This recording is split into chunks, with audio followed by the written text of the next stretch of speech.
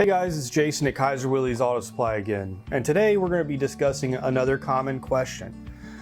When we ask customers what master cylinder they have, especially when it's coming to the CJ2A, we're looking for a very specific answer.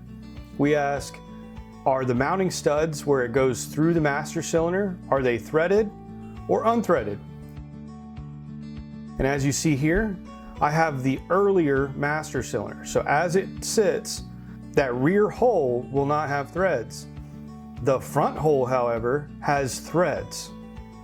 That is going to be your early master cylinder, and it's a designation that tells us that you have that early style. Now, if you look at the later style master cylinder, you'll notice that neither one of the mounting holes have threads at all. They're both straight through holes. This tells us that you have the later style master cylinder. So when we ask that question, those are the holes that we're discussing. You can tell there's not much difference if you just look at them. They look a lot alike. So really that's about the only way that we can get that answer. I hope this helps. Thanks for watching.